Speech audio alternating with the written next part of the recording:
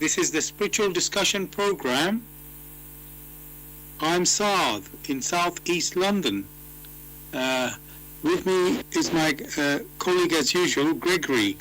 How are you doing, Gregory, and how is the weather where you are? Thanks, one is fine and it's still cold. Okay, here in Southeast London it is also, well, I would say actually it was warm earlier in the day. I felt somehow it was not winter anymore somehow, although it was still like 9 degrees or 10 degrees, so it seemed somehow different. But now, of course, it's dark, so I can't say it's warm now. So yes, welcome listeners to this spiritual discussion program. The aim of the show is to introduce you to the spiritual knowledge in the light of truth, the Grail Message by Uprooting. And every week we have a new topic for discussion. The topic for tonight is, "Let who is without sin cast the first stone." This is a quote from Jesus from the Bible. So, if you wish to take part in the show with any questions or comments, you can join us by contacting us on our UK number, which is 079 39 641 958. You can call, text, or use WhatsApp. And there's one other way to contact us, which is by going to the website where we are broadcasting, that is blessradio1, that's the number 1.com. If you scroll down on the home page, you will come across a box called Bless Chat. There you can type in any questions or comments. I'm going to begin with, what is the Grail Message? The Grail Message in the light of truth by Uprooting is a spiritual knowledge of life. It offers an explanation of the world, a picture of creation on the basis of natural laws. Its lectures contain valuable basic elements as a help in life. For through the knowledge mediated, the reader is again brought closer to life and led back to God. The Grail Message deals with important fundamental questions of life, explaining in a clear and logical way the automatic working of the laws of nature, the whole weaving of creation, allowing every process to be recognized, and thereby the purpose of our whole life. It is directed at the individual and speaks to the innate experiences of the human being, their strengths and weaknesses. Thus, every reader has the opportunity to discover through the intuitive perception if what is stated is the truth. Combining with matter-of-fact reasoning, a complete world picture arises, where there is no separation between the visible world and the great world beyond the five senses, nor any separation between scientific and religious striving for knowledge. I'd like to give you a couple of quotes from the author of the Grail Message, Uprooting. The hearer and reader of my lectures should always work within himself, keenly probing and building bridges from one lecture to the other, as well as out into the great and small world happenings.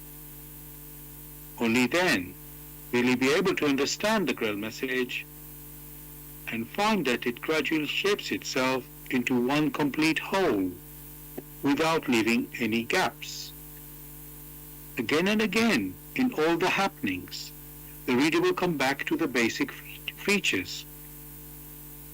He can explain everything without having to change even one single sentence. The world of the Grail Message lives so that it permits only those people who really carry the honest desire in their souls to find abundantly. All else is automatically rejected by it. For the arrogant and those who seek superficially, the message will remain the book with 7 seals. And I'd like to give you one more quote from the author.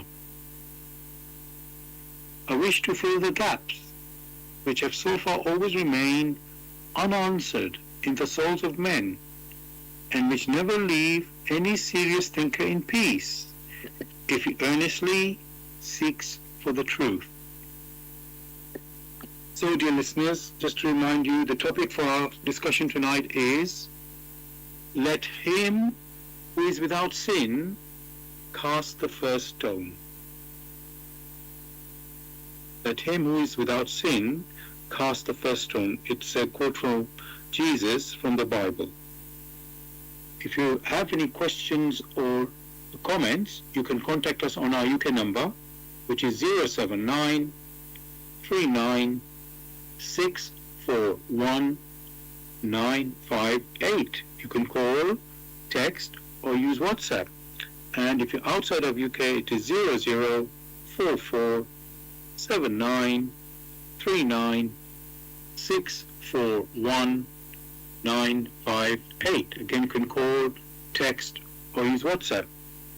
And there's one other way to contact us, which is by going to the website where we are broadcasting, that is blessradio1, that's the number 1.com. If you scroll down on the home page, you'll see a box called Bless Chat, where you can type in any questions or comments. I'd like to, listeners and Gregory, I'd like to look up the meaning of the words in our topic. This week, really, there was only one key word that I would like to look up in the dictionary, and that is the word sin. Because I think the rest of the words are quite straightforward.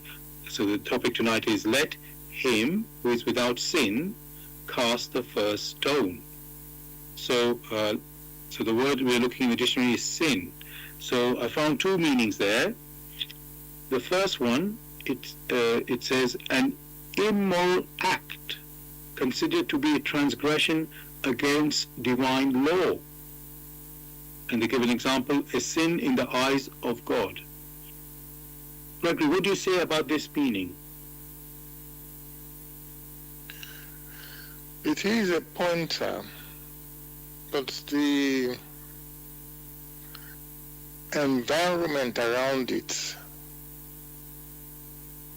one may say that is not very clear, because you are saying in the eyes of the Almighty, and that in itself is nebulous, it's not clear. Okay, then let me just repeat it. That was an example, actually. So the actual meaning, it's an immoral act considered to be a transgression against divine law. I thought that's quite specific in there, but so are you saying that is not sufficient? Yeah, if you can come back, yeah. Yeah, that one alone, that specifically determines what a transgression is.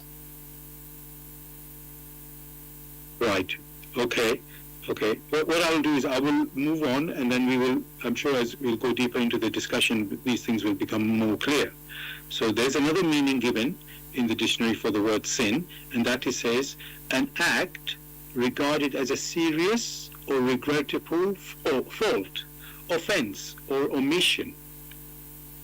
So that's an act regarded as a serious or regrettable fault, offense, or omission.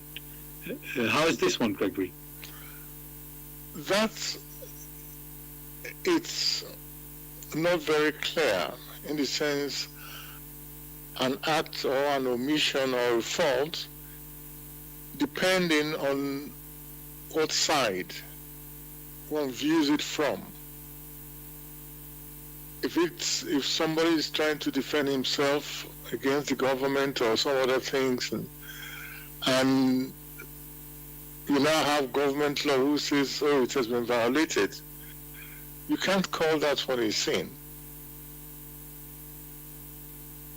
Now I think I'm realizing what you're talking about. So yes, it's who. In fact, that is one of my questions. So I don't want to jump there just yet.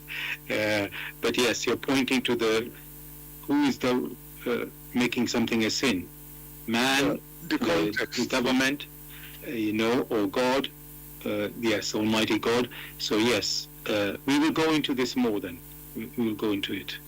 That's why I like to look up the meaning of these words in the topic, because that then we know where we are what we are talking about. Two people can say the same word, but may have totally different meaning of that word. That's really the reason why we go into the definition. So okay, we will continue. Actually, yeah, I would like to read the story about this where Jesus gave that quote, "Let him who is without sin cast the first stone." So that is in that's in John. Wait a minute. I have a feeling this might be in the wrong quote. Let me just make sure I have not made any mistake.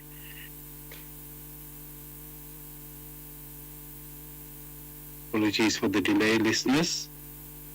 I just want to make sure I'm reading from them, because I wrote this, I copied it from, you could say, internet, but I want to make sure it's actually the right place. So this is, the quote is, "Let him who is without sin cast the first stone."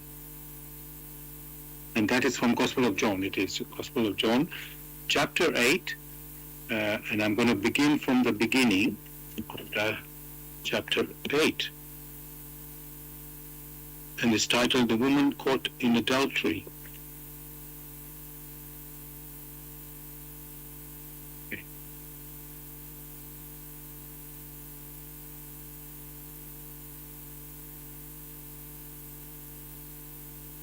But Jesus went to the Mount of Olives. Early in the morning, he went back into the temple courts. All the people came to him, and he sat down to teach them. The scribes and the Pharisees, however, brought to him a woman caught in adultery. They made her stand before them and said, "Teacher, this woman was caught in the act of adultery. In the law of Moses, he commanded us to stone such a woman. So what do you say?" They said this to test him, in order to have a basis for accusing him. But Jesus bent down and began to write on the ground with his finger. When they continued to question him, he straightened up and said to them, "Let him who is without sin among you be the first to cast a stone at her." And again he bent down and wrote on the ground. When they heard this, they began to go away one by one, beginning with the older ones, until only Jesus was left with the woman standing there. Then Jesus straightened up and asked her, "Woman, where are your accusers? Has no one condemned you?" "No one, Lord," she answered. "Then neither do I condemn you," Jesus declared. "Now go and sin no more." So that was the story that I have just read from John chapter 8, verses 1 to 11, about the Pharisees bringing a woman. They accused her of adultery, and they wanted to test Jesus, what he would say, what should happen to her, checking testing him on whether he agreed with the laws of Moses or not. And Jesus somehow came up with words which were, let's say, astounded them. So they now could not deal with that, it seems, and they walked away. I mean, it's quite an amazing story. So, in fact, Gregory, what I did, and listeners, I decided to check if this was really a true punishment from the laws of Moses, that if someone commits adultery, they have to be stoned. And what I will say is, I found in Leviticus, which is chapter 20, which I'm not going to read the whole chapter, where Lord said to Moses, it says, let me just find the one that is specific to this case. Okay, this is to do with a man, but it's okay. It's in Leviticus chapter 20, verse 10. If a man commits adultery with another man's wife, with the wife of his neighbor, both the adulterer and the adulteress must be put to death. So there's quite a few, how can I say, statements, each one giving this sentence with adultery, you can say, with the death to be stoned. Or put to death, it actually says, it doesn't say stone, put to death. So that seems to be in the Bible, so I was just checking that. So what I want to ask there, Gregory, when this happened, we just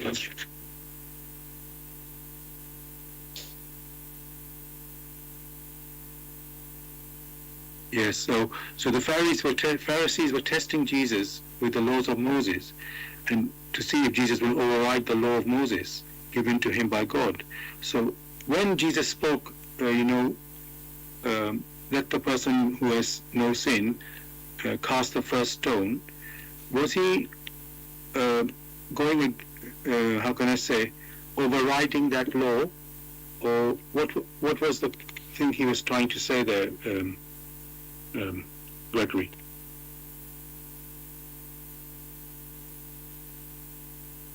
Well, thanks for that particular question. The context says it all. They knew, or they claimed to know, what the law is or was, and yet they ignored it and brought that lady before him because they wanted to test him. So you will find that the context, that of testing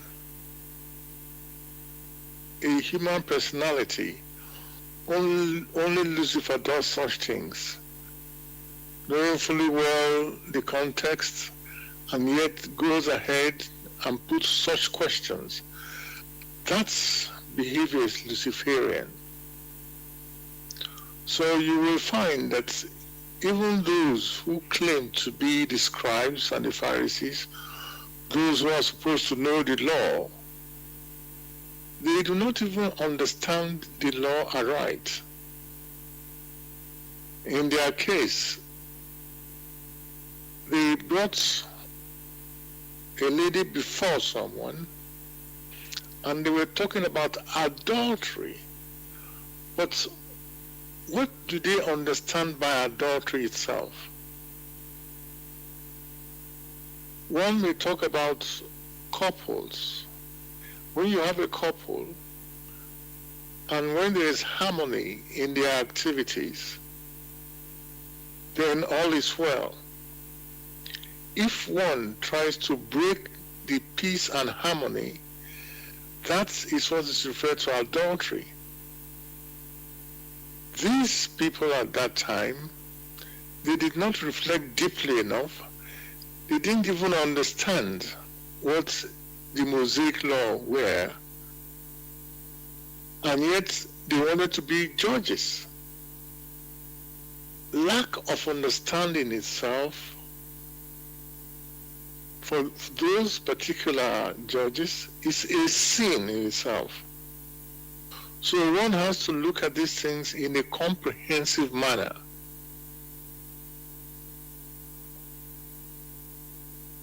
Thanks for that, Gregory. So what you pointed to there is testing God's law is already a sin. So that's already, actually I was going to go further, what is sin, but we are just jumping into this right now. So that already is the first, you could say, wrong or sin they have done before they tried accusing someone else of a sin. So that is already wrong. So that's a big point there. And then let's go to what Jesus said, let him who is without sin cast the first stone. So that one, it shook everybody up. They said, well, I cannot say that I'm so innocent that I can cast the stone. Somehow, Gregory, you can see when Jesus talks, it hits, I don't want to say a nerve, but it hits something within,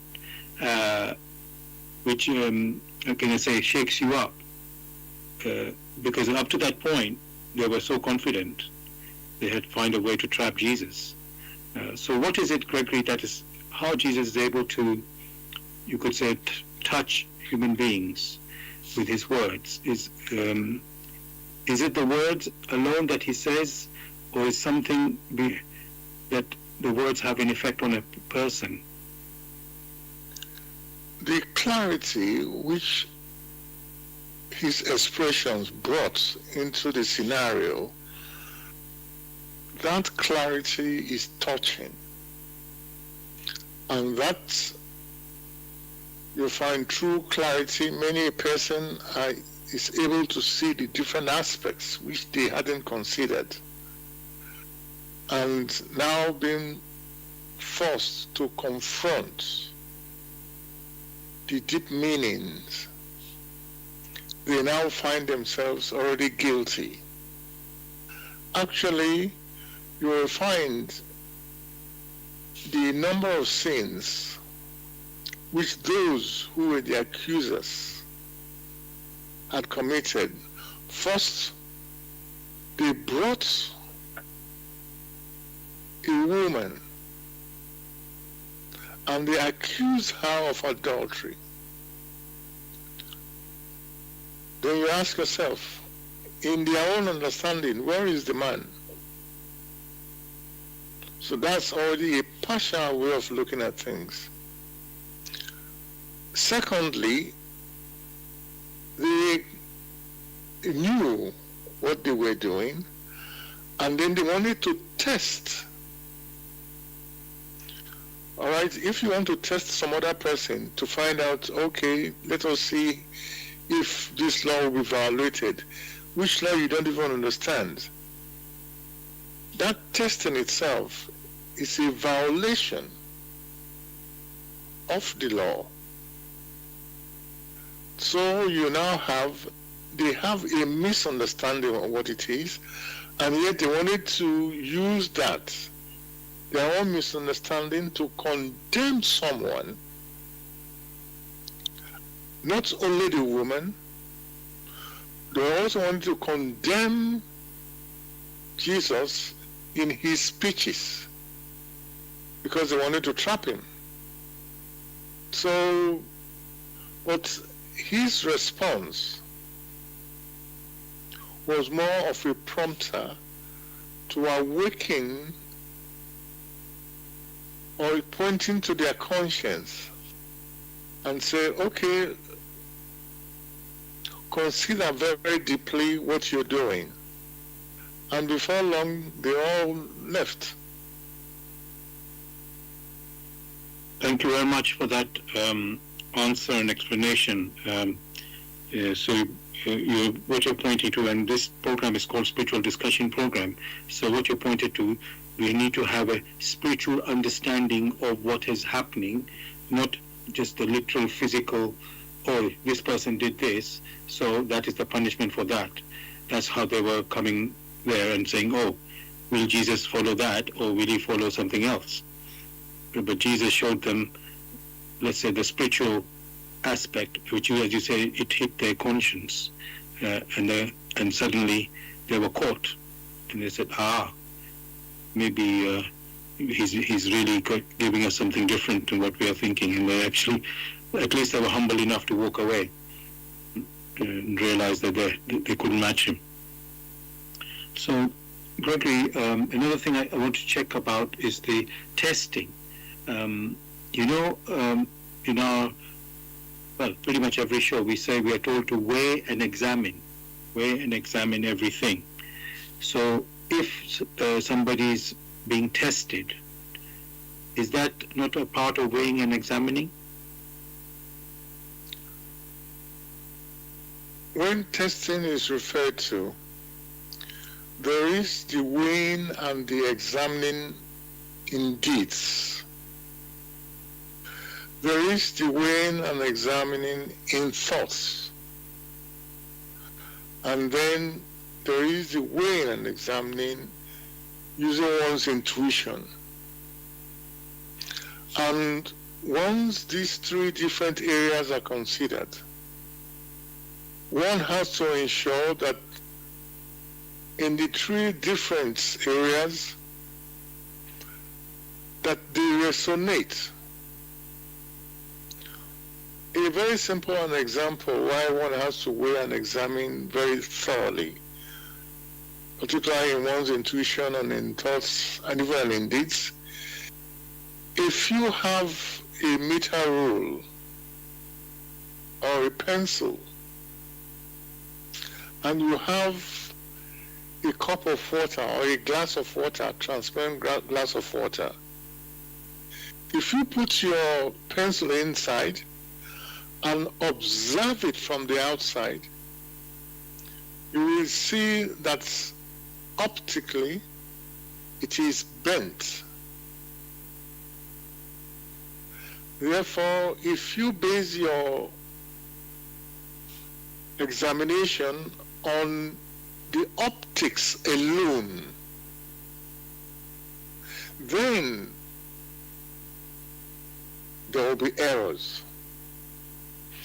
Therefore, you find that those who brought that woman before Jesus himself, they were only considering the optics.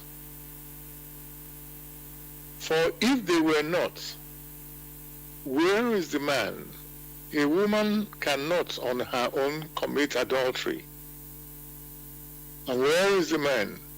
Why didn't they bring the man along? So, as with everything, the need is always there, not only to weigh and examine. Indeed, some of the things which one is able to perceive, which most of the time is referred to as optics, but also in one's thoughts, and above all in one's intuition. It is what lies behind these things that counts. That is what determines whether it resonates, whether it violates the laws of creation or not.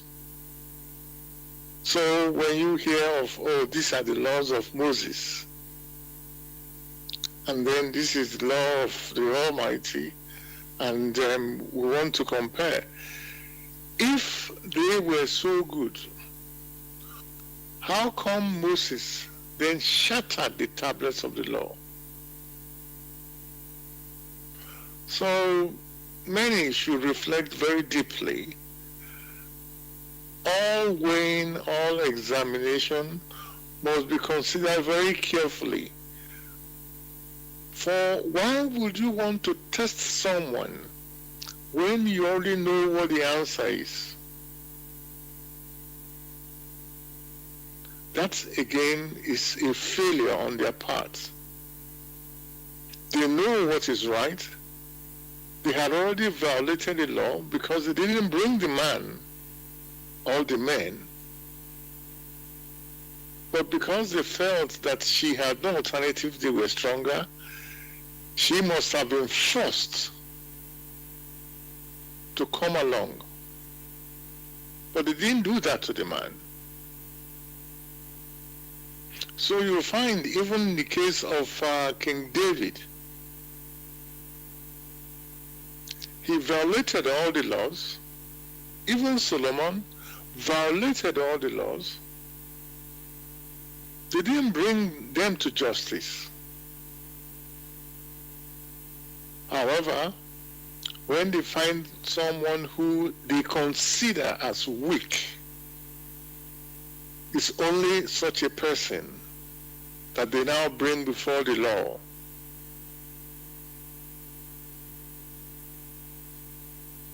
Thanks a lot, Gregory, for this answer and showing that people, let's say, jump to conclusion or do things in a partial way, which of course means it's not complete, and then they say they want to call that justice, and when there is, if it is justice, it will be only partial justice because there's another, let's say, criminal involved as well, and they're forgetting about that one, and then they want to act as if they've done justice. So thank you for bringing that out. Now, I just want to let the listeners know you're listening to Bless Radio, and this is the Tuesday evening spiritual discussion program from 6 p.m. to 8 p.m. UK time. The aim of the show is to introduce you to the spiritual knowledge in the light of truth, the Grail Message by Abdushin. And if you wish to know more about the Grail Message or want to get a copy of the Grail Message for yourself, you can go to this website, which is www.grailmessage.com. I'll spell that. www.grail, Grail, message, MESSAGE.com. And the topic that we're discussing tonight is, let him who is without sin cast the first stone. Let him who is without sin cast the first stone, which is a famous quote of Jesus in the Bible. And if you have any questions or comments, you can contact us on our UK number, which is 079 39 641 958. You can call, text, or use WhatsApp. And if you're outside of UK, it is 0044 79 39 641 958. Again, you can call, text, or use WhatsApp. And there's one other way to contact us, which is by going to the website where we are broadcasting. That is Bless Radio 1, that's the number 1.com. If you scroll down on the home page, you'll see a box called Bless Chat. There you can type in any questions or comments. And we are also broadcasting on YouTube. Go to youtube.com and type in the search box Bless Radio 1, that's the number 1 there, space Grail Message, space the topic of the show, which is let him who is without sin cast the first stone.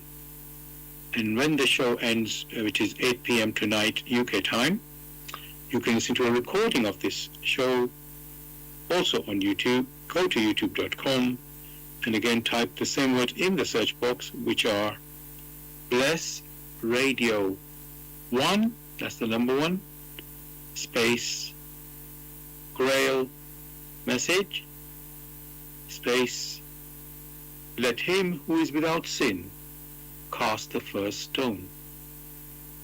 And of course, you can also listen to the recording of our previous shows also on YouTube. Thirdly, we are broadcasting on Zeno. That's ZENO.FM/radio/Bless Radio 1. That's the number one there again. Now, Gregory, we were dealing there in the first part of the show about condemning. We are quick to condemn, and Jesus showed that that's not how we're supposed to be. As he said, who is the one without sin? Well, there isn't anyone. So, of course, it means you've got to give people chance for redemption rather than condemning, which is, you could say, I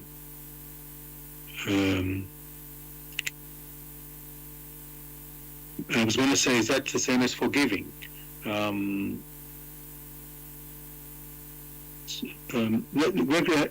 so many points actually I want to look at. So you know what Jesus did there? People in courts, let's say they wanted justice, although we know this was not quite the agenda here, but let's say somebody has committed a crime, and then they are caught, and then they're supposed to be going through justice. Now,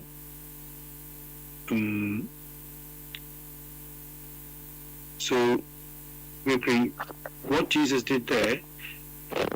What was the justice there? Somebody may ask, by letting the lady go, who was accused of adultery, he said to her, "Sin no more." So it sounded like that he thought she had sinned. So let's say somebody has sinned. Let's say it like that, so that there's not a doubt about it. Somebody has sinned, and what would be the justice to do for that sin? Is it, how can I say, that they are punished, or like Jesus tell them, like, don't do it again? That's what it seems he said. So is that justice? That somebody might wonder, is that justice? In the first instance, one must ask, who made others judges? And if anyone may appoint themselves as a judge, wouldn't they have an overview of what has happened, of those people who are involved, rather than an accusation and the judge not privy to the whole scenario, what must have happened? For many who wish to become judges, they must also find out the motive behind many activities, not only the optics, that which they see, because they base their judgment one-sidedly only on the optics. But what lies behind it, that they are unable to consider, or they do not wish to consider. And again, who determines what a sin is? Is it the earthly rules which you have put in place? Simple example one may give, you have in cities, we have the city laws. And if you need to cross from one side of the road to the other side, you are advised at the pedestrian where you have the traffic lights to allow something to become green before you cross. That is the rule. There are some who, when they do not find any vehicle coming from whatever direction, or is so far away, they just go across. If you now have some of those people who, in quotes, establish the law, or they are watchers, that person who had gone across the traffic light, even when they were red, The laws will be put in place that such a person may be taken to prison, or in very severe cases could be left in prison for life. Then you must ask yourself, what will then be the motive behind all this? The so-called punishment which man is so privy to, the Lord Almighty in his laws does not punish anyone. It is the human personality who punish themselves.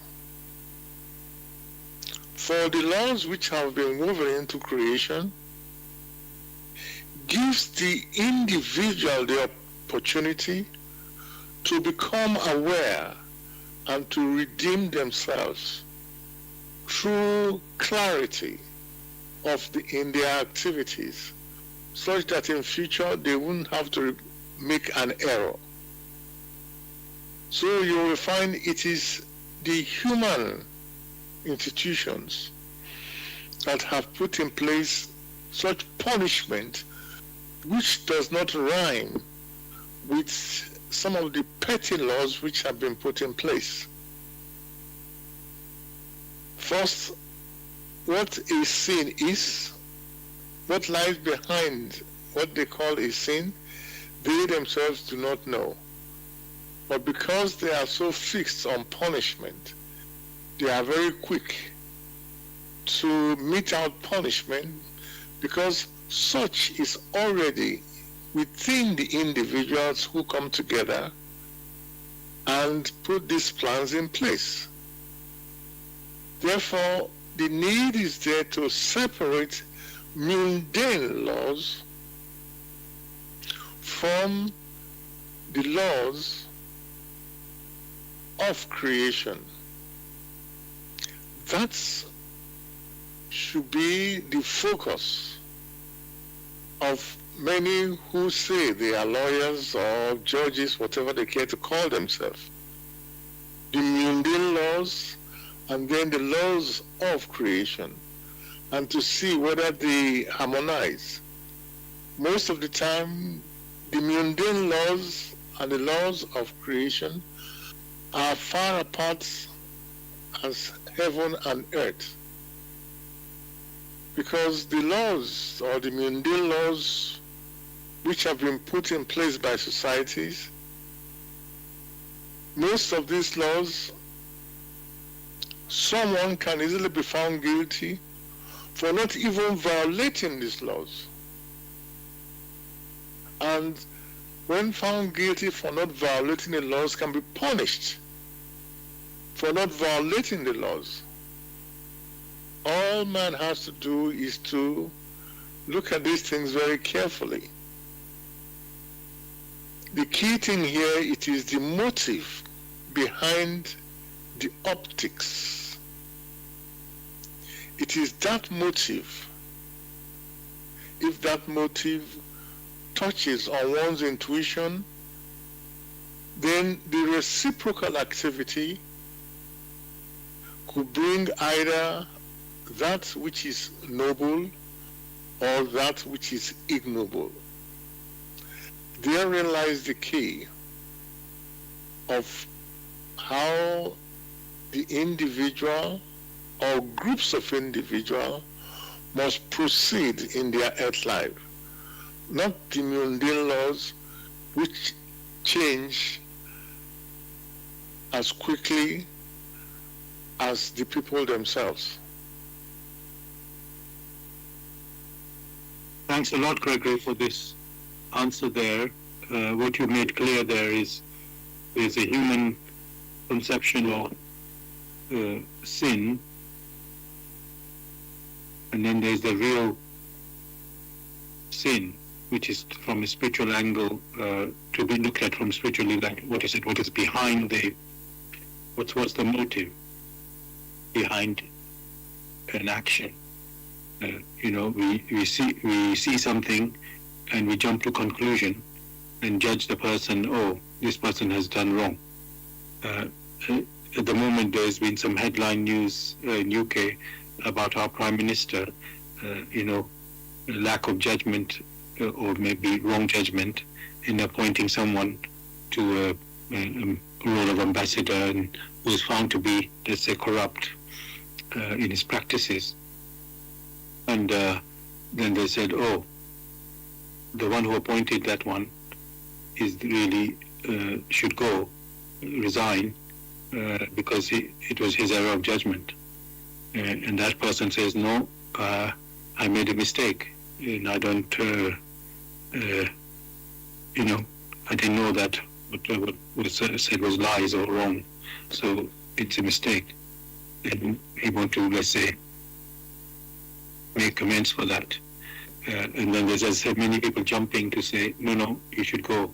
You made a mistake, but it's error of judgment, so you now have to pay for that. So, let's put it this way, there are many points of view out there about any action that happens, and let's say there's a public opinion that, this is if you do this, then that's the penalty for that.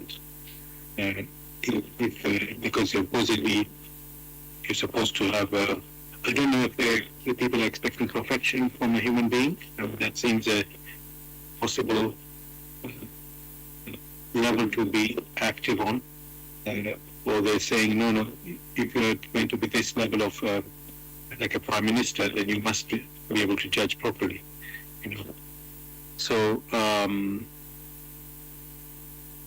and let's say everybody got their own opinion in these matters. And one wonders, how should they, what I'm trying to say, Gregory, on earth it seems there's not really any justice as such. It's more about which has the more power in, in that moment. And that's the way the direction of which way the person will go. Either they have to resign or they can still stay. So it seems it's not really, how can I say, objective. It's more, like a way, the amount of pressure that is on a person seems to result in the decisions. So what can I ask about this? Gregory, how should we act, because I still want to think of something called justice. There is a justice, and, if, yes, somebody can make a mistake, that's true. Can they be forgiven for the mistake and let them continue in that position, or they should redeem that mistake, so correct that mistake, or should they pay for it with their job? Because that's what it seems the public seems to want, or maybe even the press say, no, you made a big mistake, now you have to go. So, Gregory, what do we do in this type of situation? If you make a mistake, because it wasn't a crime, somebody did a crime here, the error of judgment, whatever the word is, should you pay with your job, or should you be given the chance to correct yourself? It seems a very difficult situation. Again, thanks for these particular questions. In each scenario, the facts must be known. If the facts are known, then it becomes clear whether it was an error of judgment or not. The case which you are citing, in which one must take a very simple example. If you need to go from one place to the other, and you wish to pass a particular route, and you have those who evaluate these routes, haven't seen the problems in that particular route you wish to take. They give you their advice. and say, this is our advice based on facts. If you then go through that route which you yourself chose and then get into problems and you are injured, you yourself cannot say, oh, I didn't know. You were told, you were well informed, you knew the facts, you ignored the facts. These are not opinions.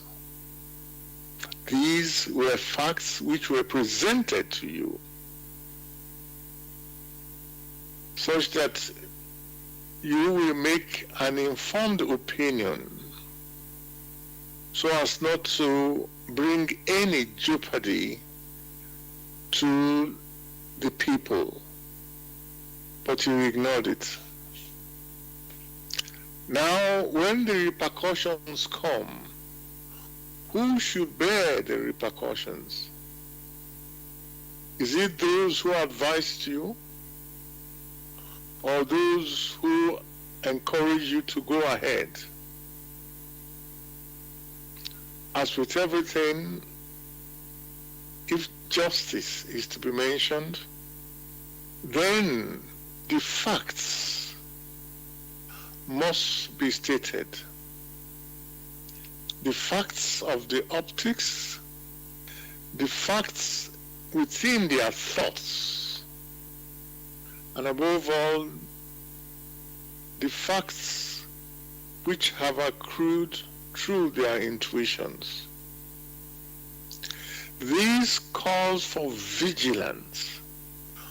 He or she who wishes to be, in quotes, a leader, must be vigilant in deeds, must be vigilant in thoughts, and also vigilant in his intuition.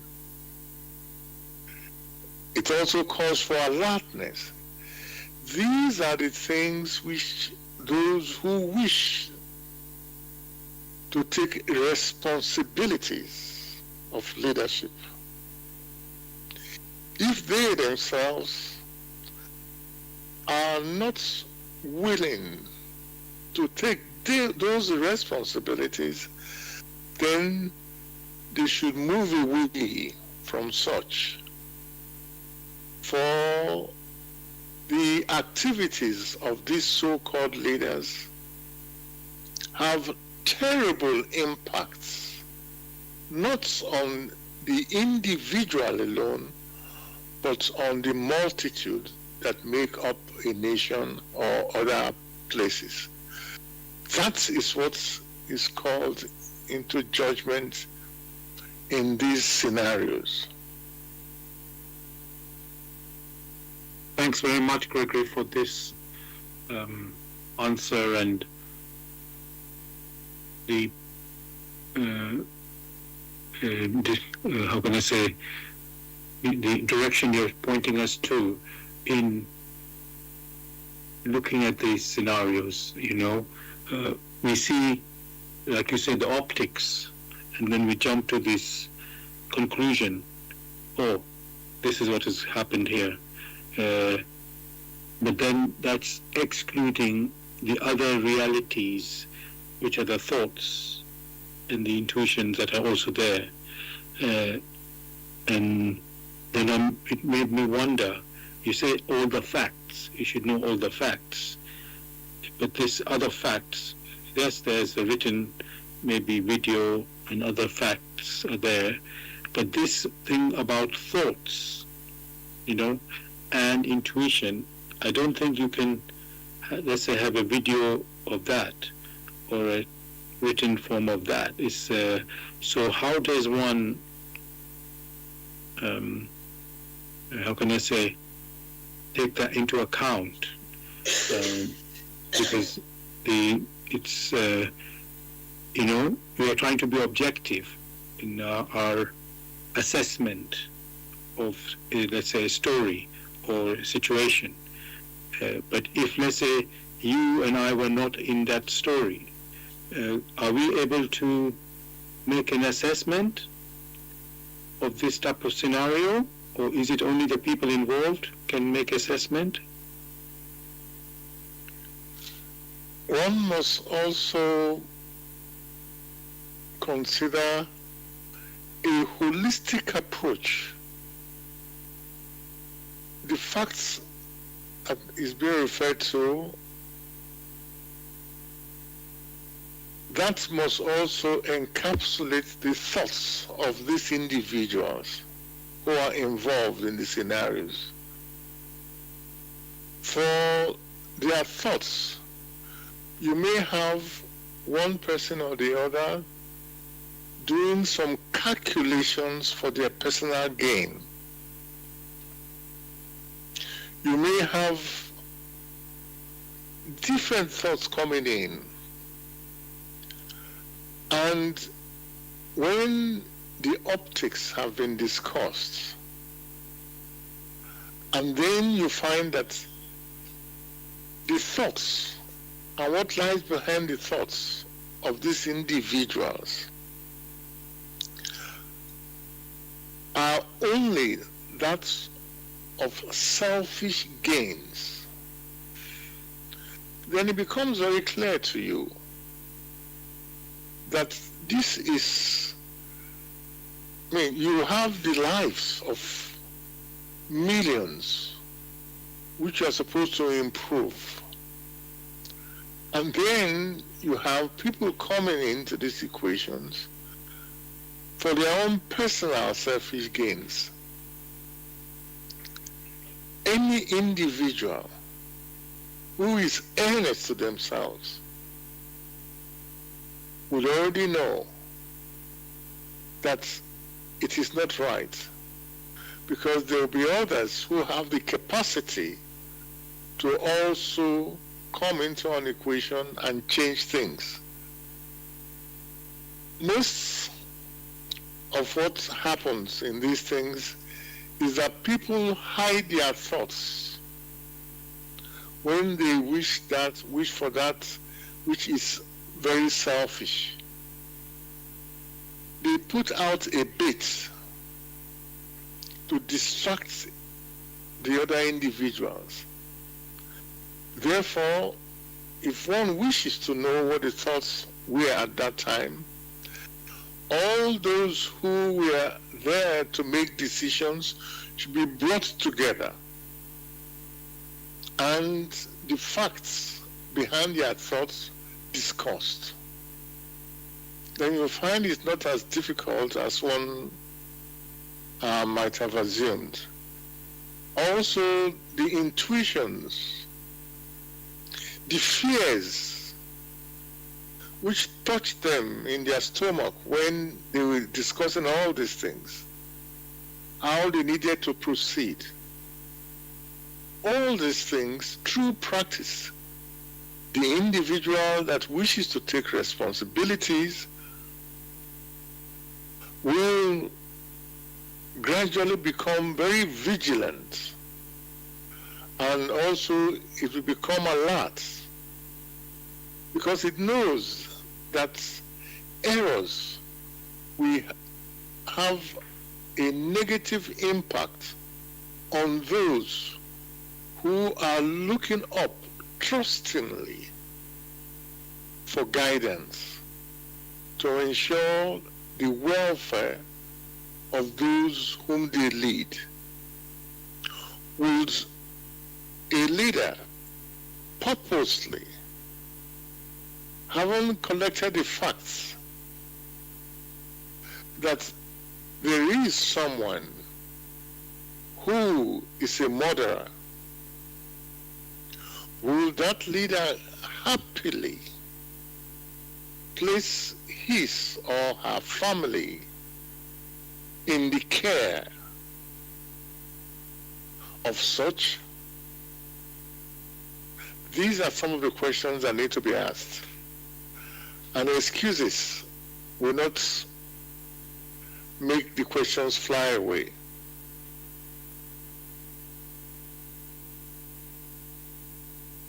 Thanks very much, Gregory,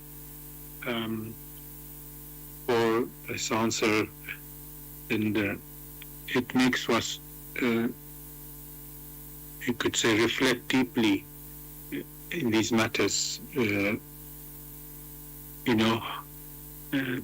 So what you're saying, there are no excuses for finding the right answers in a situation. We need to use all our capabilities in, intuition. Yeah, they have the physical senses. But all of this must be used so that we can actually truly see what is happening in a situation. And we know in this particular case that I'm referring to about the UK Prime Minister, his decisions affect the country and maybe more than just the country. So he has to be very careful, he or she, when considering these matters. So thank you for that.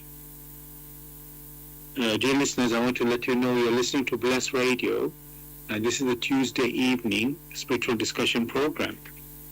The aim of the show is to introduce you to the spiritual knowledge in the light of truth, the Grail Message by Uprishing. If you wish to know more about the Grail Message, you can go to this website, which is www.grailmessage.com. I'll spell that. www.grail, G-R-A-I-L, message, MESSAGE.com. And the topic that we're discussing tonight is, let him who is without sin cast the first stone. Let him who is without sin cast the first stone. If you have any questions or comments, you can contact us on our UK number, which is 079 39 641 958. You can call, text, or use WhatsApp. And if you're outside of UK, it is 0044 79 39 641 958. Again, you can call, text, or use WhatsApp. And there's one other way to contact us, which is by going to the website where we are broadcasting, that is blessradio1, that's the number 1.com. If you scroll down on the home page, you'll see a box called Bless Chat. There you can type in any questions or comments. And we are also broadcasting on YouTube.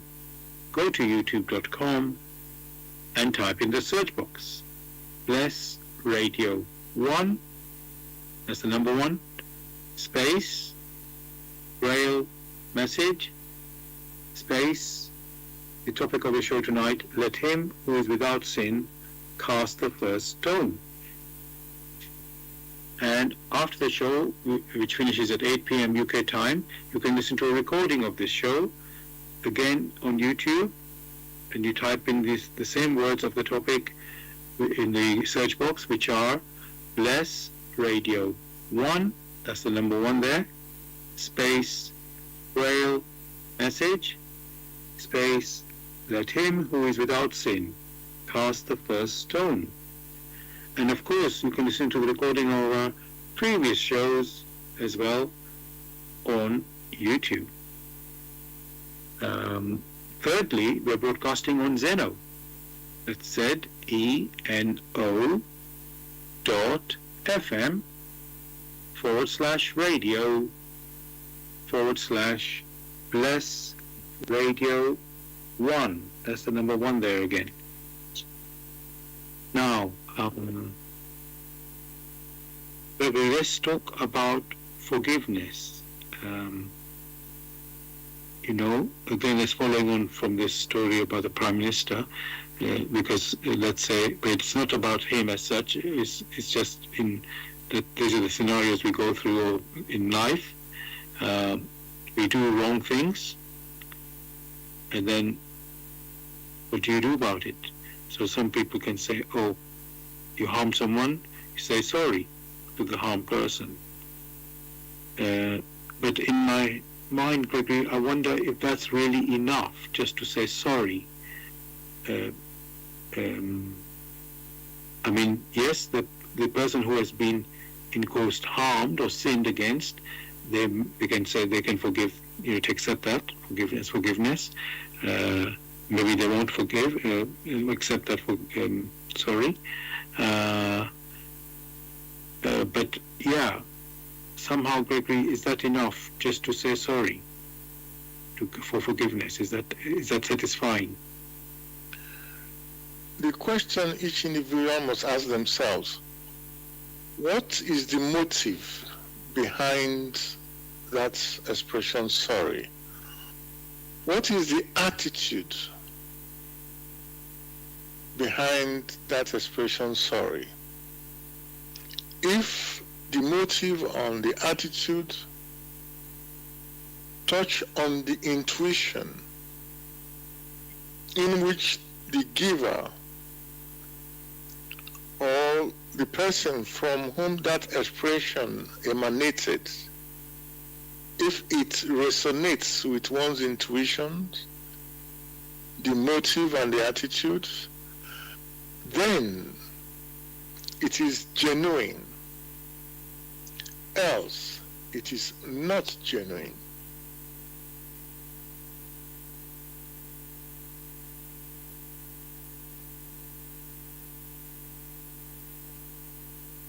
Thank you, Gregory, for that. So the attitude is what is behind the words, is what is important. So yes.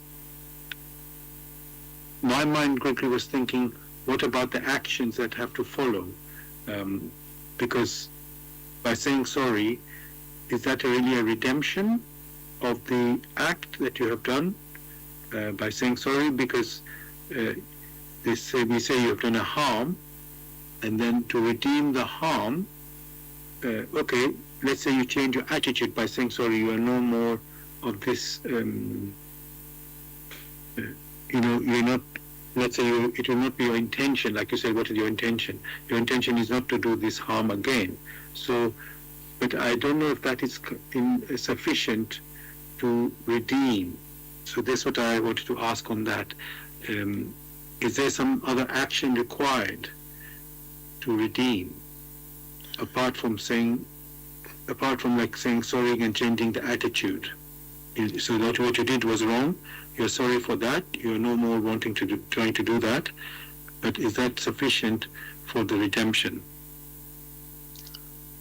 When redemption is spoken of, the real redemption must take place within the change or the improvement of the attitude, and also the improvement of the motive. That motive which has an impact on one's intuition. Once those are considered, one's motive and one's intuition, also the inner attitude, if they are genuine, then in reciprocal activity, they point to those who have suffered such harm and try to build an environment, a protective environment over such a person who has been harmed. That may not be seen with one's physical eyes, but deep within the individual, such deeds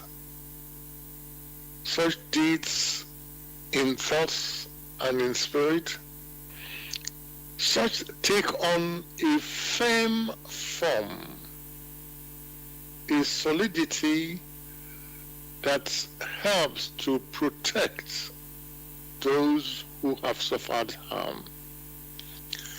There are some who go further and exhibit this in deeds, if they are capable of doing that.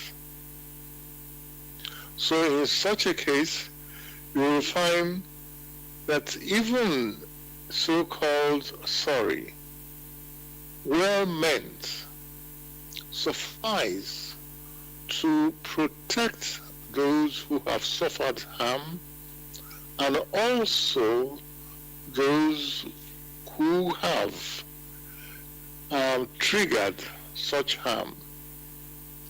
For in such scenarios, it will help, when meant genuinely, to help the transgressor to improve itself. This is the case when it's well meant. All right, it touches on intuition, not just superficially. And also, in seeking to make amends on the one who have suffered the harm, the thoughts arise from the transgressor to protect the other person. This goes a long way, for you find with such an environment is built not only in support of the one who is harmed, but also of the one who has triggered such harm. And that is able to sever any ignoble connections that would have bound them for such a long time. And that is real redemption. Not redemption in which you have a penance or a punishment, lambasting one and putting one behind bars, which is of no benefit to the one who has been harmed or to the one who had triggered that unfortunate incident. Thanks very much, Gregory, again for your answer there. And I was just thinking about what you just said in the last few words. What should be the action? We're talking about redemption, and you said that even in the sorry being genuine, that could be a redemption there, because they also, it's not just the words being spoken, they're actually wanting the person who has been harmed, they're thinking of what they can do to protect that person, or so that is showing action in that way. So I hear you from there. I hear that's a further action, just not only words. So that's definitely going to say something good there. And not just jailing someone, oh, you did this and now you go to jail for 5 years or whatever it is, in this fixed period. So, Greg, I want to look at that a bit more.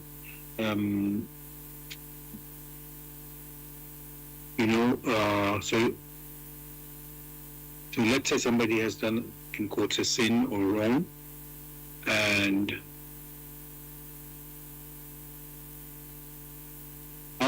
so let's say on earth, we have the human justice, of course.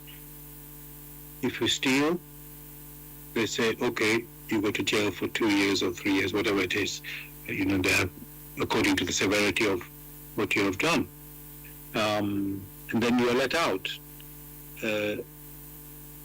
And sometimes you go and steal again. It happens, or you do some other crime.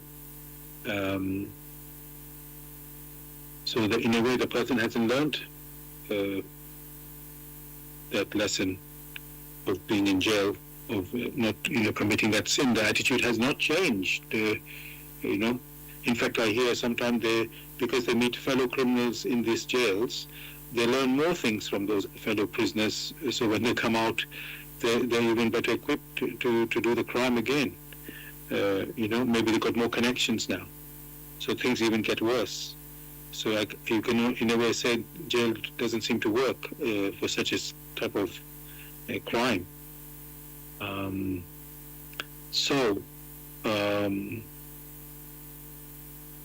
then we are saying, and of course, I'm not saying everybody does that. Not everybody will be redoing a crime. Others do, and then when they come out, they're struggling when they come out. So there's quite a few scenarios coming from this. So my question on this, Gregory,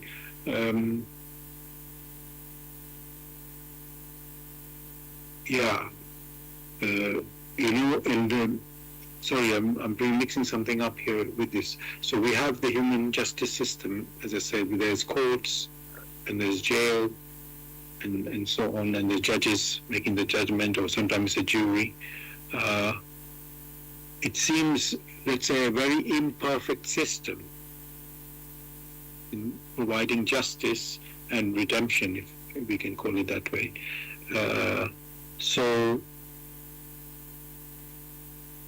What should be the better way to deal with this type of, not this type, any such, criminal behavior? I think you were almost implying that jail is not the way to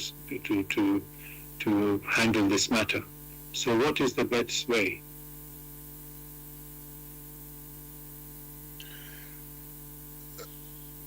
The many who have been practicing to be judges, they must, on the long run, strive to understand the human psyche. Why people do some of the things they do,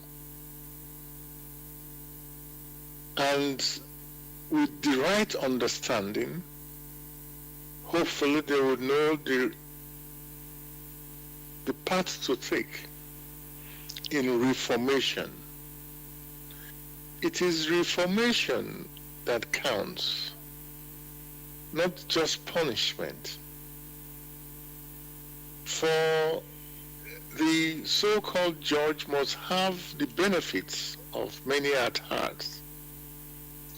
There are many who, due to their upbringing, or sometimes to their past lives, that have amassed so much on themselves, they are unable to even see their errors. There are some who are suffering from different illness.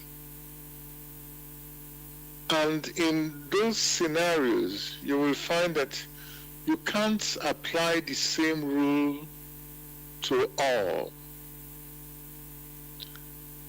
Above all, the individual who wishes to become a judge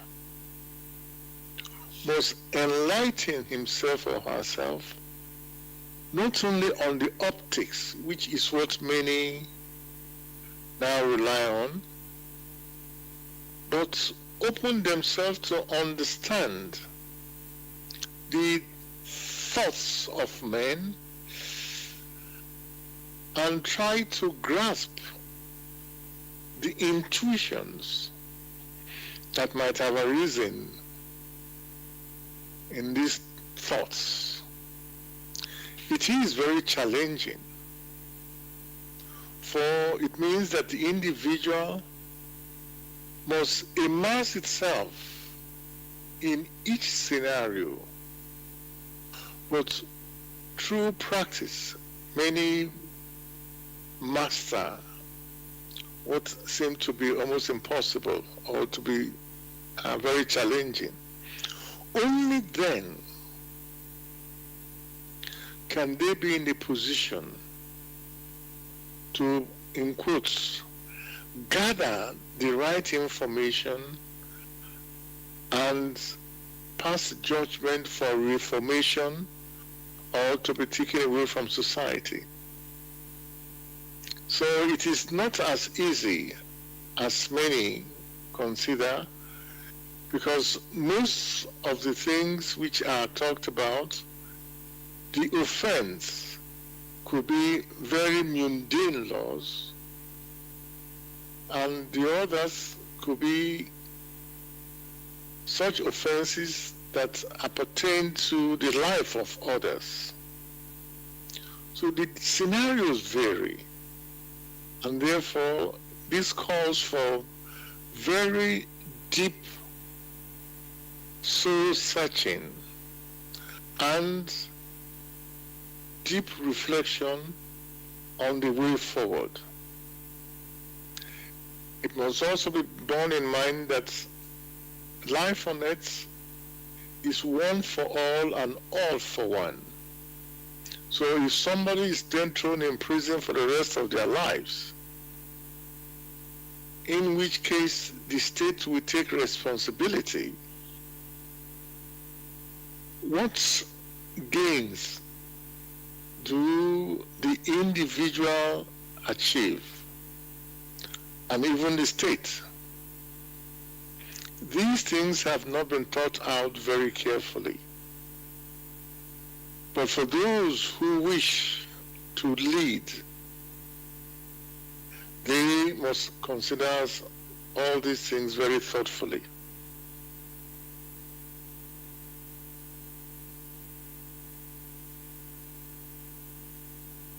Thanks a lot, Gregory, for this again answer and words you have said, of how we are supposed to reflect or judges and justice system or society, in handling these matters where, we are talking about human beings. Yes, they might commit crime or something, harmful, but they're also a fellow human being, and everybody need to be given chance to reform, redeem and reform. And each case is a different individual. So,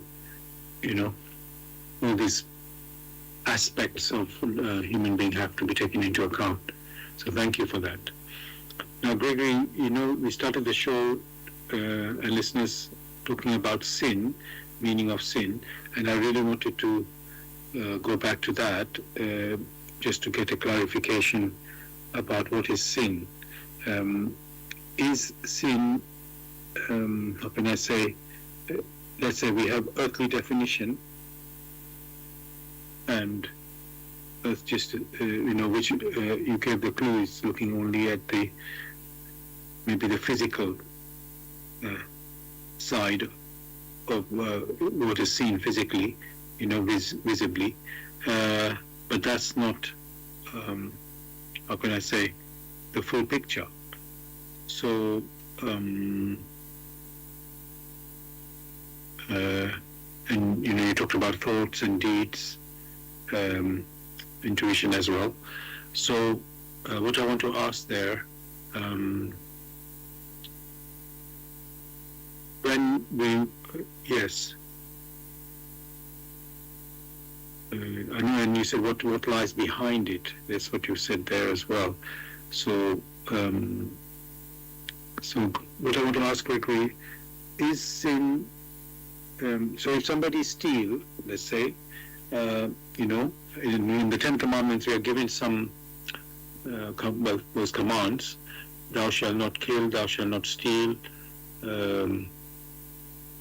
I can't remember the other ones right now. So those commandments, are they, how can I say, are they not physical? Or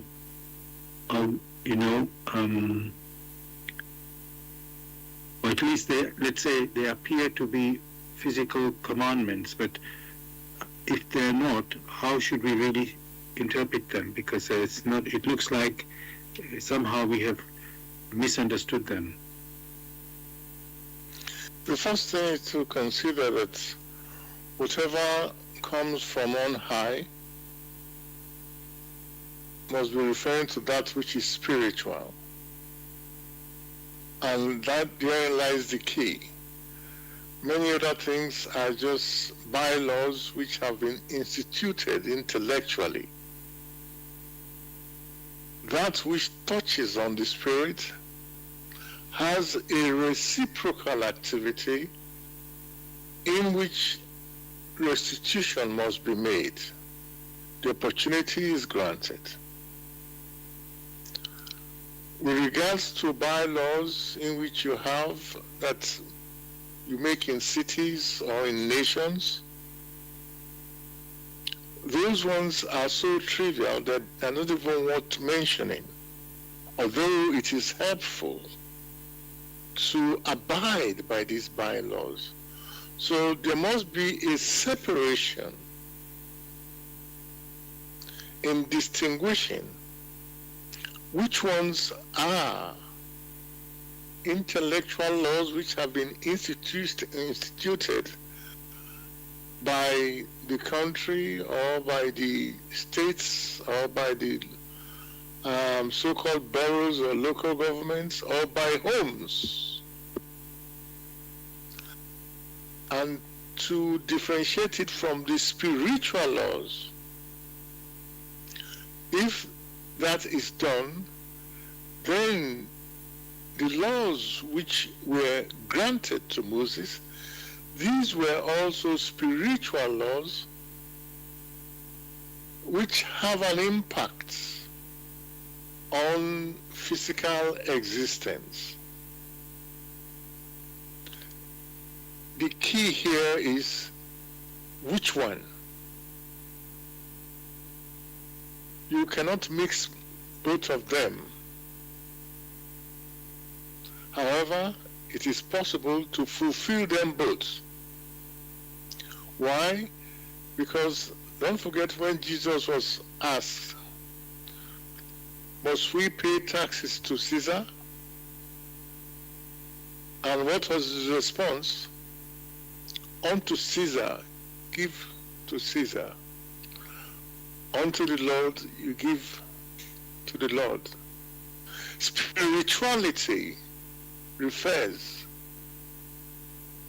to the Lord Almighty.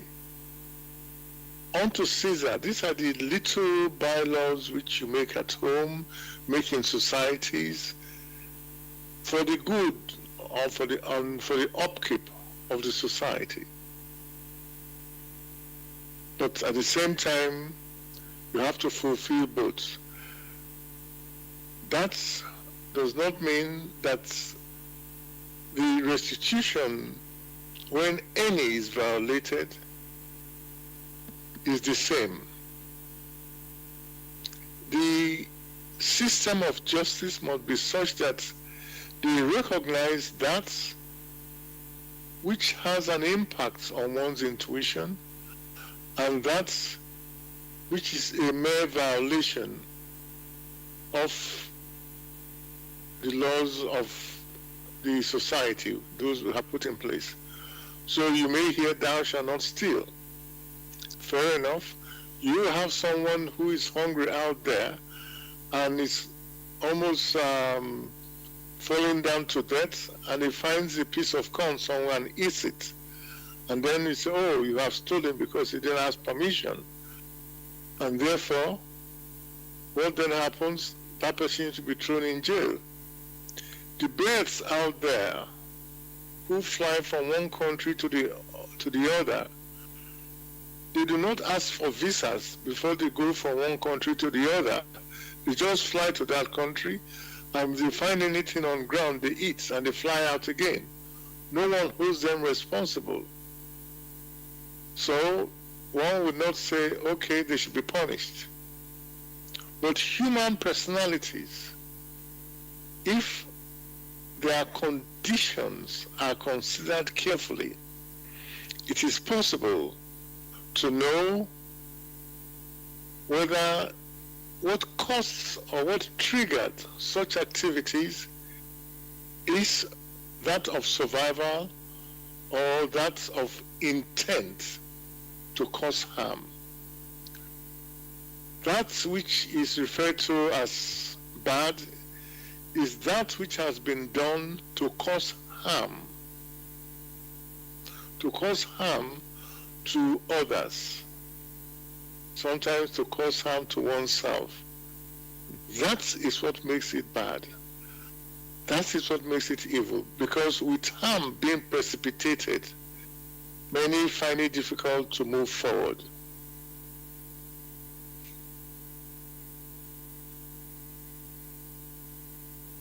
Thanks a lot, Gregory, again for this answer. I want to just let the listeners know that you're listening to Bless Radio, and this is the Tuesday evening spiritual discussion program from 6 p.m. to 8 p.m. UK time. The aim of the show is to introduce you to the spiritual knowledge in the light of truth, the Grail Message, by Uprushin.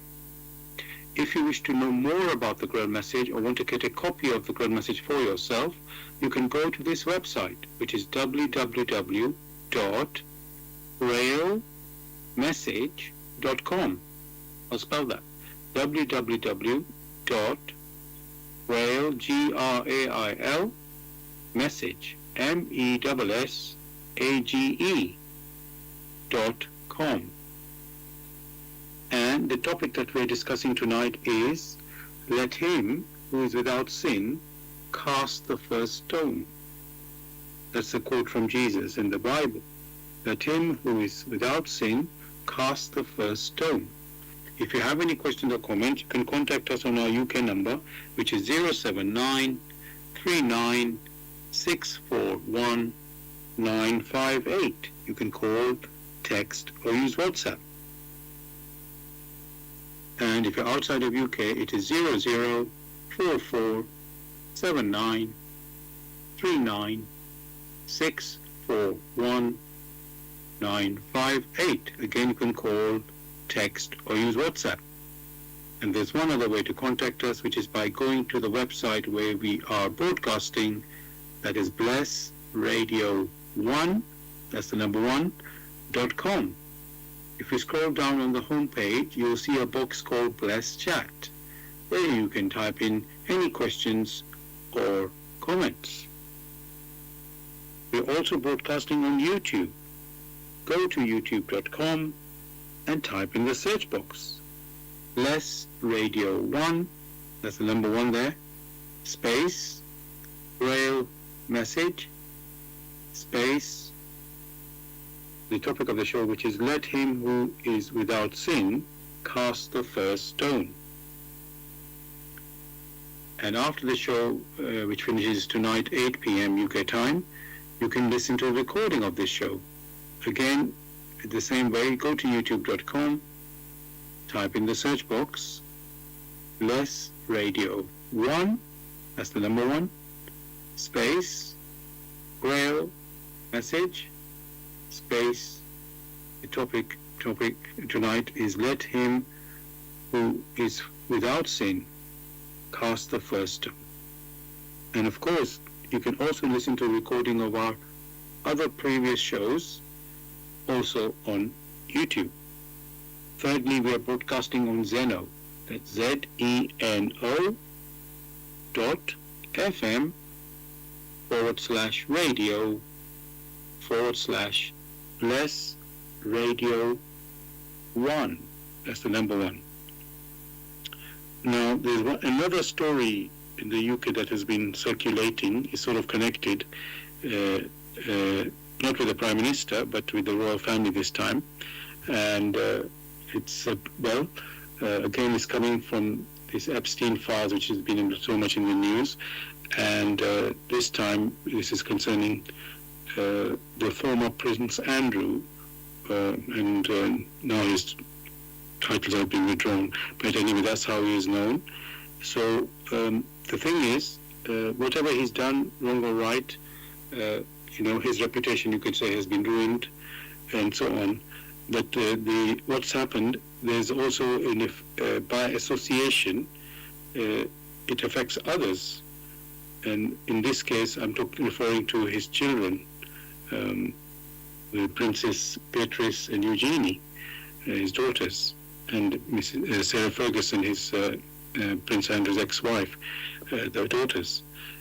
So I know both of them have been the Prince Andrew, or ex-Prince Andrew, and Sarah Ferguson have been involved in this scandal with Epstein files, but then the daughters who are not involved, at least not that we know of, it seems that by association they get hurt they're damaged by it. And so they have to be careful being public figures to protect themselves. So what I want to ask there, Gregory, and I want to give an example. So this type of, this story has been going on for it's been years, but it's sort of bubbled up more in the recent months. And a lot of action have been taking place. I won't go into anything too much specific. So what I'm pointing to, because the princesses, the daughters of Prince Andrew and Sarah Ferguson, for Christmas, they say, it is apparently, they had to keep away from their parents in public and rather be with the main royal family, the other royal parts of the royal family, just because at Christmas they come to church together. So this, so this was like, how can I say, one of the damaging impacts.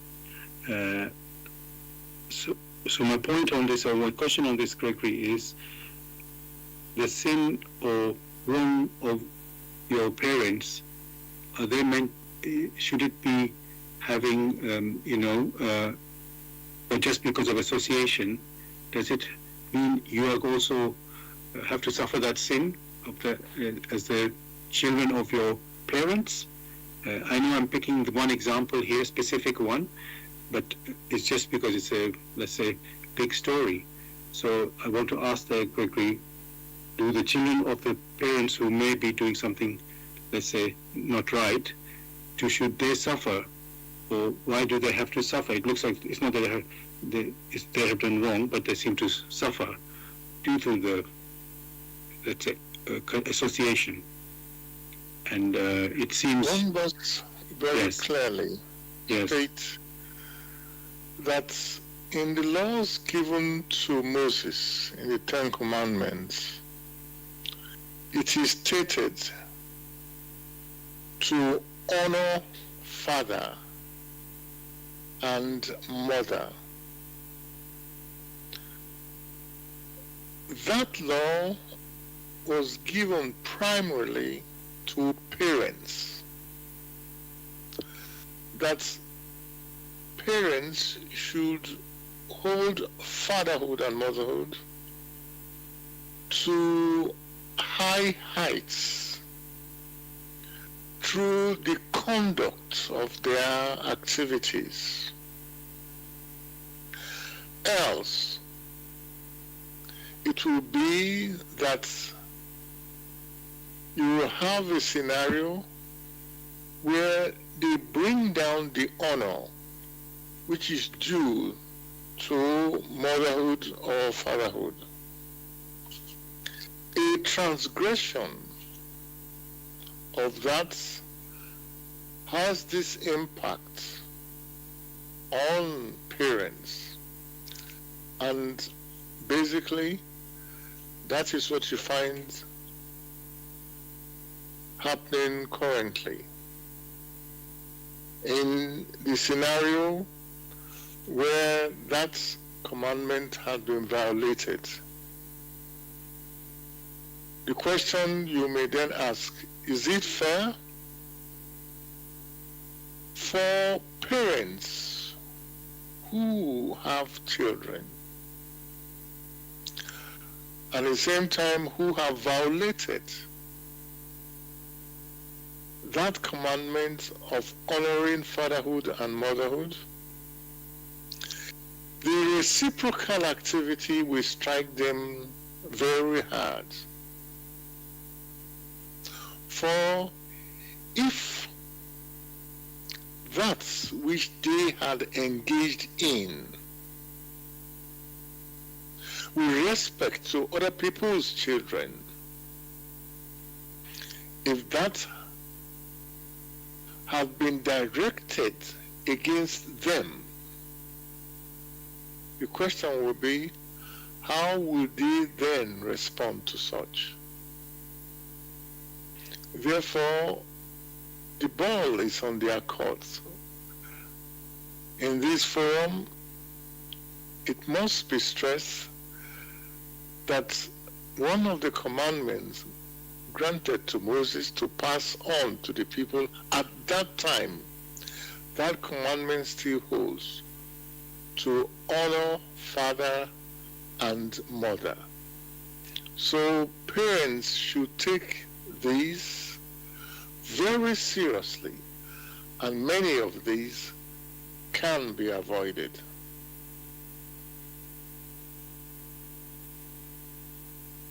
Thanks a lot, Gregory, for this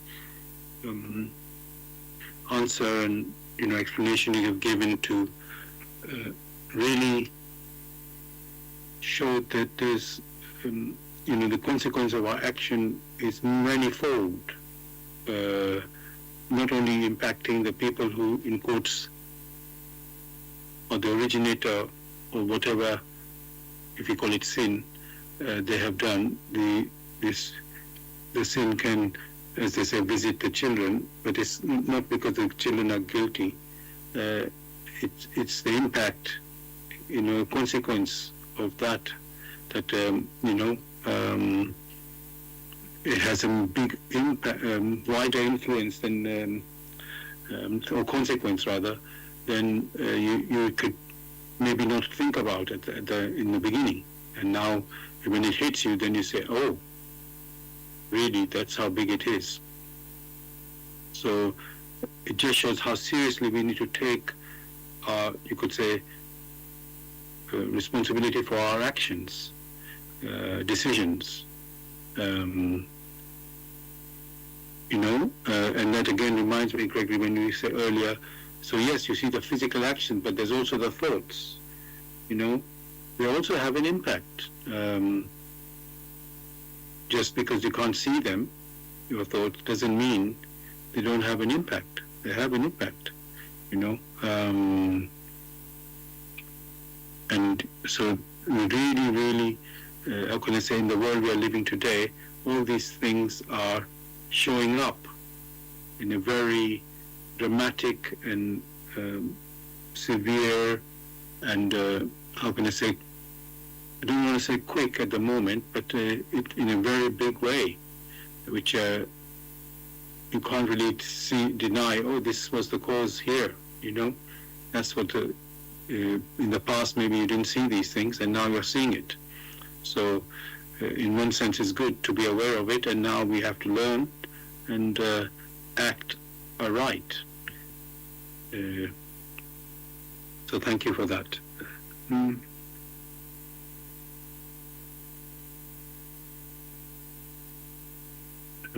Another thing, Gregory, talking about 10 Commandments, one of them says, yes, so let me say, again, there's in the news, we have, like, you could say, gossip, people making statements, or even they call it personal attacks, from, let's say, one politician to another. It doesn't have to be a politician, it can be in just our own lives as well, making attacks, personal attacks, which people just take it, oh, it's only words. It can't really, but you see the damage to people's reputation sometimes that can be very, very harsh. As I say, people don't think too much about it. Well, let me say, some of us don't think too much about it because it can be very costly even. What do they call it? Libel? If you are caught and taken to court with libel, it can be very costly financially as well. So now I just want to remember, yes, so the one of the commandments of the Lord, it says, "Thou shalt not bear false witness against thy neighbor." So Gregory,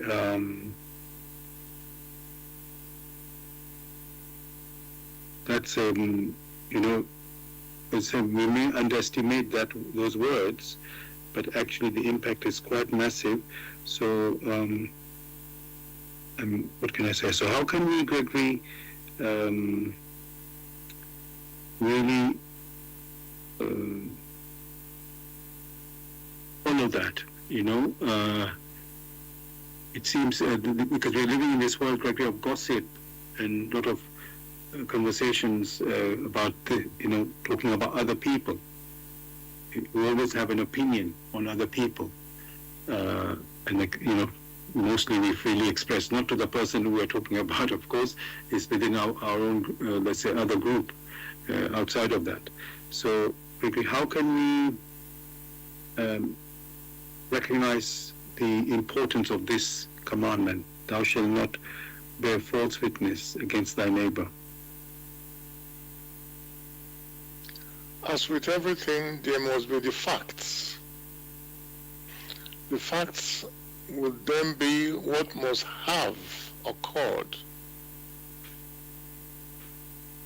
And with the facts, any distortion will be a false witness, because the facts have been distorted. But if the facts are stated and corroborated the way they are, then it is not a false witness. It remains a fact. Then thereafter, the individuals must find or must strive to identify the motive behind these facts. In such way is the individual or is man to proceed. Not only presentation of the facts, but also striving to understand the motive and the attitude behind these facts. Then there will be a holistic picture for the individual to make decisions. But to trivialize this and to make distortion, that in itself becomes a crime.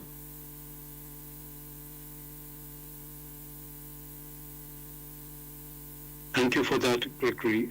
In today's world, we have this AI and other, let's call them apps, where people can, something that, you can, something that is genuine, like a video, it can be manipulated, with something false. You just mentioned about false witness, fake video can be made nowadays, and it's very hard to distinguish from the real one, or even it can be just invented completely from scratch, because it appears nowadays you can just say, these apps are so, I can say, advanced, that you just say what you are looking to be made, and then this app generates that for you, and somehow because things are available online, freely, and you can just make something.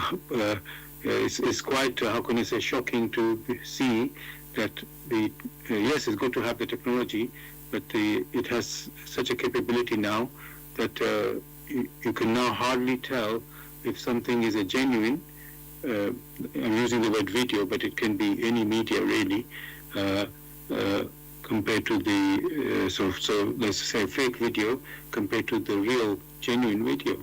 So how can we, Gregory, distinguish that? Because you're saying establish the facts, to know the facts. But if you are not, if you didn't, you might not be able to tell, oh, this was altered or it was just created from scratch.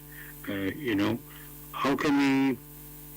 It's getting very hard to tell the truth, find the truth of something nowadays. It seems. Is there any way we can do that without, because if you don't, I don't know, maybe if you have technology that can detect this, maybe you can, but if you don't have that, how would you be able to distinguish if something true or false? There are technologies that can easily detect that. That is on the physical scale, there's no doubt about that. There are very many. Secondly, one must sharpen one's intuition to be able to see through some of these things. The lack of intuition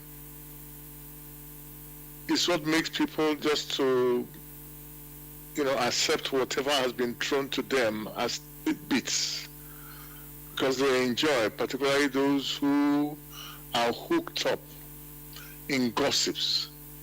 Of course, in gossips, you have all sorts of distortions, and therefore those things belong to them. For many who do not wish to get into it, they move away. And in moving away from such, one's intuition is sharpened, because this now calls for vigilance. Vigilance in 3 levels, in one's intuitions, in one's thoughts, and even in the deeds. If the deeds have been falsified, then one must, through one's thoughts or one's intuition, make a decision. At the beginning, one gave an example where the facts have not been falsified, but the perspective from which these have been considered, that perspective gives a wrong impression. Therefore, the individual must strive to make sure they weigh and examine. This is important in everything the individual does. That's why the example given about the optics, when you have a pencil which is in a glass cup filled with water, when observed externally, you will find that the pencil looks bent. But that's basically optics. And you will find that there is a medium. It is that medium that has distorted, that made that optics. It is in the same sense the medium, so-called the media, in the so-called earthly activities, where you have the medium, one juxtaposing on the other. That is what is being used to distort the facts, or to even make up some things which have no basis. It calls again for vigilance and alertness. That is the only way to go. For those who wish to delve into the so-called AI thing, it's not a problem. There are softwares that can easily tell you, all right, through practice, you'll find out what the facts are. Thank you very much for that, Gregory. It's good to know that the truth can still be found despite all the, distortions, or let's say, false practices that might be there to manipulate. There's something one must distinguish between the truth and the facts. Many a time people mix up, they confuse the facts with the truth. Evil is a fact, but evil is not the truth. That which is truth furthers. That which is truth works with the welfare of all that exists in creation. That is truthfulness. However, that which many refer to facts, of which evil and wickedness, these are facts, but they are not the truth. So there is a need to differentiate between facts and truth. These facts, through which men, in exercising their free will, have put on structures, which structures are not willed within creation, but in their indolence they have brought these things about. And these have taken firm roots, which make it difficult for the human personality to see clearly and therefore to proceed aright. Such is the work of man. And these works are facts. There are also facts which resonate with the laws of creation, which help to elevate the human personality. So there must be an effort to distinguish between that which is truth and that which is factual. Thanks a lot, Gregory, for this clarification. Now, listeners, we've come to the end of the show tonight on the topic of "Let him who is without sin cast the first stone." I hope you've enjoyed the discussion. So, before we end, I'd like to read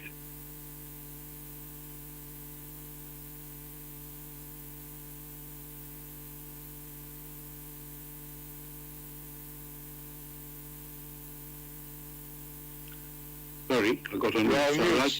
Yes, I hope you heard me say that we've come to the end of the show tonight, listeners, and I hope you've enjoyed the discussion. I'd like to now read from the foreword of the Grail Message, which is titled "For Your Guidance." The bandage falls, and belief becomes conviction. Liberation and redemption lie only in conviction. I'm addressing earnest seekers only. They must be able and willing to examine this matter objectively. Religious fanatics and irresponsible enthusiasts may hold aloof, for they are detrimental to the truth. As for the malevolent and prejudiced, they shall find their sentence in the very words. The message will strike only those who still carry within them a spark of truth and the yearning to be true human beings. To all such it will become the shining light and star. It will lead them unswervingly out of all the chaos of the present-day confusion. The following word does not bring a new religion, but is intended as the torch to help all serious listeners or readers find the right path, which leads them to the longed-for height. Only he who bestirs himself can advance spiritually. The fool who uses extraneous aids for this, in the form of ready-made opinions of others, only walks his path as if on crutches, while ignoring his own healthy limbs.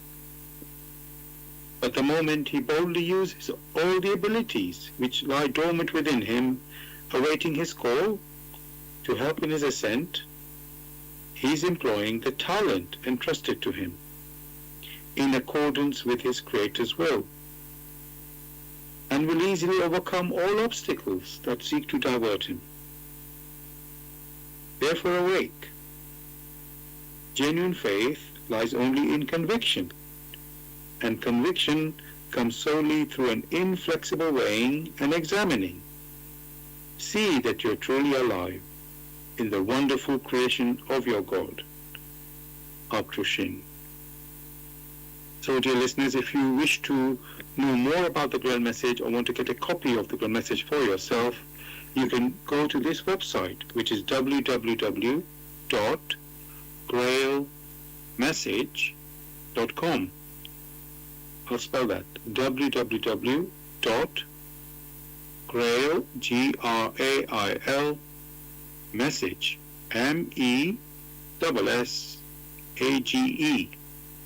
MESSAGE.com. Gregory, is there anything you'd like to say to the listeners to say goodbye? Wishing listeners a beautiful week ahead. Same for me, listeners. Have a beautiful week ahead. We'll be back as usual next Tuesday, 6 p.m. to 8 p.m. UK time with another topic. Take care, good night, and God bless.